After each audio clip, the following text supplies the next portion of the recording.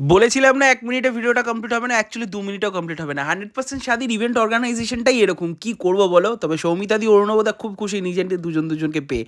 যাই হোক, ওদের খাওয়া-দাওয়ার মেনুটা আজকে দেখিনি। আর আগের ভিডিওটা যারা দেখোনি, ওই নিচের রিলেট ভিডিওটাতে ক্লিক করলেই পেয়ে যাবে।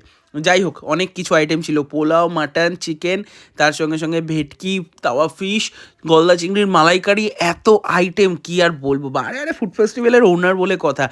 ফুড ফেস্টিভ্যালের ওনারদের বিয়েবাড়িতে একটু খাওয়া-দাওয়া না হলে হবে? আর পুরোটা কিন্তু 100% স্বাদী অর্গানাইজ করেছিল। তোমরাও কিন্তু যদি ক্যাটারিং বা পুরো ইভেন্ট দিতে চাও 100% স্বাদীকে, ডেফিনেটলি এই ফোন নাম্বারে কন্ট্যাক্ট করতে পারো। পুরো ইভেন্টটা ওরা দুর্দান্তভাবে প্রিমিয়াম কোয়ালিটিভাবে সাজিয়ে দেয়। তবে খাবার দাবার জাস্ট চরম। বিশেষ করে মাটনটা ছিল অত্যাধিক নরম। আর তার সঙ্গে ছিল চিংড়ি মাছের মালাইকারিটা। প্রত্যেকটা খাবার দারুণ লেগেছে, বিশেষ করে ওদের ডেজার্ট সেকশনে দারুণ ফাটাফাটি কাজ করেছে। যেমন ছিল মালপোয়া, তেমন ছিল রাবড়ি, তার সঙ্গে আইসক্রিম। প্রত্যেকটা ফাটাফাটি। থ্যাংক ইউ সো মাচ ওদেরকে